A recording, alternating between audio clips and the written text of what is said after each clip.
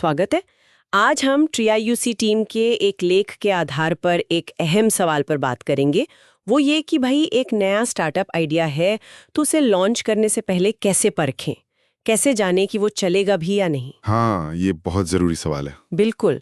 तो हम यही समझने की कोशिश करेंगे कि कैसे पता लगाएं कि आइडिया में दम है और क्या लोग मतलब ग्राहक उसके लिए पैसे देने को तैयार होंगे।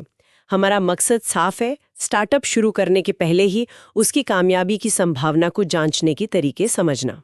तो ये जो शब्द सुनते हैं स्टार्टअप वैलिडेशन या आइडिया वैलिडेशन, ये असल में है क्या? देखिए, आसान शब्दों में कहें तो ये सबूत जुटाने का एक तरीका है।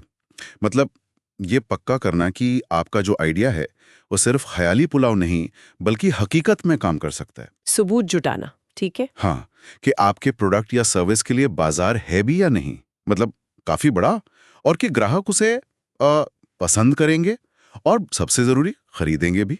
और ये इतना जरूरी क्यों है? कई बार लगता है आइडिया अच्छा है तो बस शुरू कर दो। यही लोग अक्सर गलती कर बैठते हैं। देखिए, इसकी अहमियत कम से कम 3 खास वजहों से है। पहली और शायद सबसे बड़ी वजह, ये आपको एक ऐसे प्रोडक्ट पर अपना कीमती वक्त और पैसा बर्बाद करने से बचाता है जिसे बाजार में कोई पूछने वाला ही ना हो। ये तो बहुत बड़ा पॉइंट। बिल्कुल।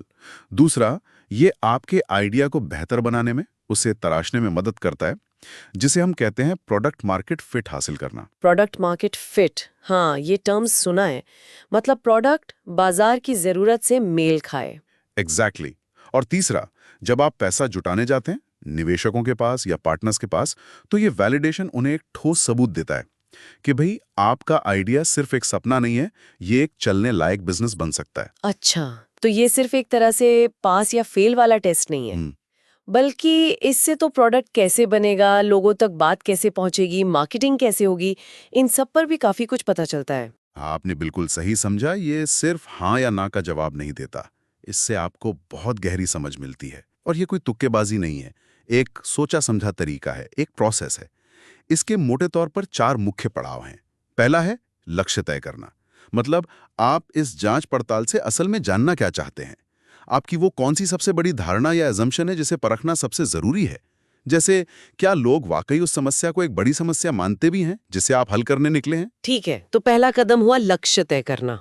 इसके बाद दूसरा पड़ाव है परिकल्पना बनाना, यानी हाइपोथेसिस डेवलप करना। अपनी उस धारणा को, उस अजम्पशन को एक जांचने लायक कथन में बदलना। जैसे अगर आपकी धारणा है कि लोग किसी चीज से परेशान हैं, तो आपकी परिकल्पना हो सकती है, हमारे टारगेट मार्केट के मान लीजिए 50% से ज्यादा लोग इस खास समस्या से रोज जूझते हैं।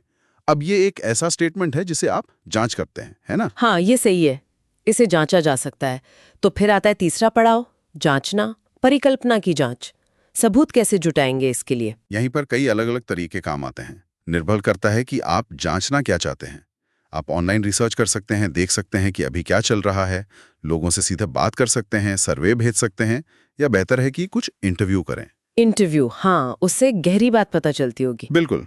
या फिर आप एक बेसिक सा प्रोटोटाइप बना सकते हैं, या फिर जिसे MVP कहते हैं, मिनिमम वायबल प्रोडक्ट, मतलब प्रोडक्ट का सबसे बुनियादी काम चलाऊ रूप। उसे लोगों को देकर देख सकते हैं कि वो इस्तेमाल कैसे करते हैं, उन्हें पसंद आता है या नहीं। कौन सा तरीका बेस्ट है ये कैसे तय करें? ये इस पर निर्भर करेगा कि आप जांच क्या रहे हैं।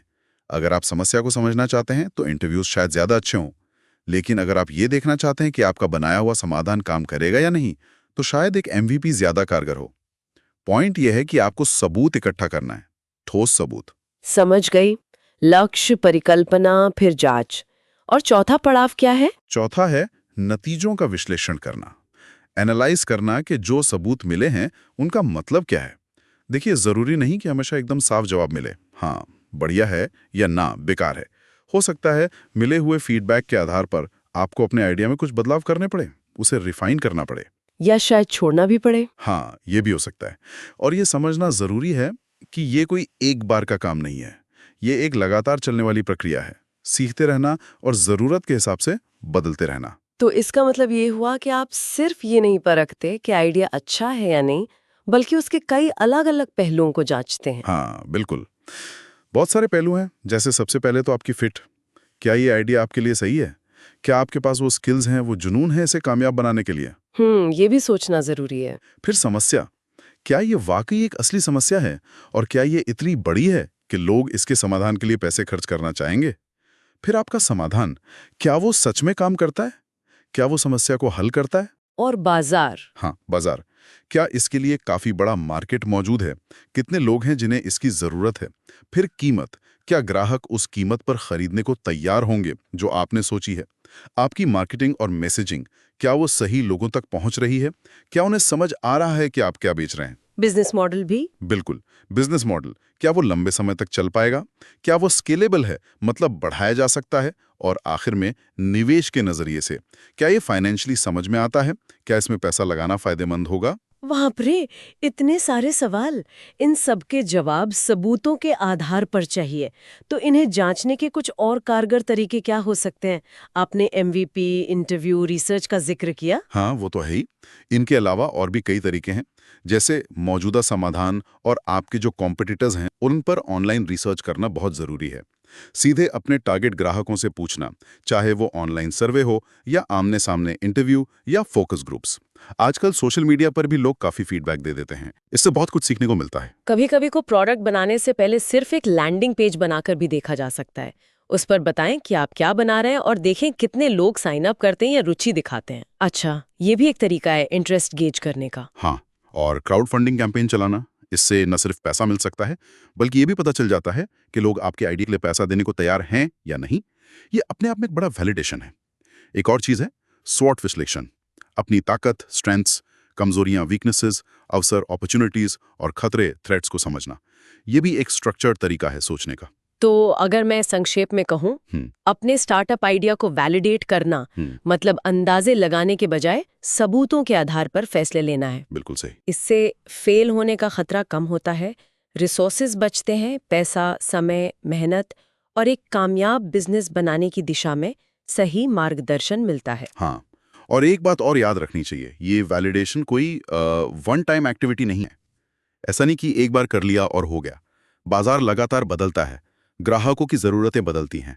तो ये सीखने और अपने आइडिया को, अपने प्रोडक्ट को समय के साथ ढालते रहने का, अडैप्ट करने का एक लगातार चलने वाला सिलसिला है। ये स्टार्टअप की पूरी यात्रा में साथ चलना चाहिए। और यहाँ मैं एक बात सोचने के लिए छोड़ना चाहूंगी।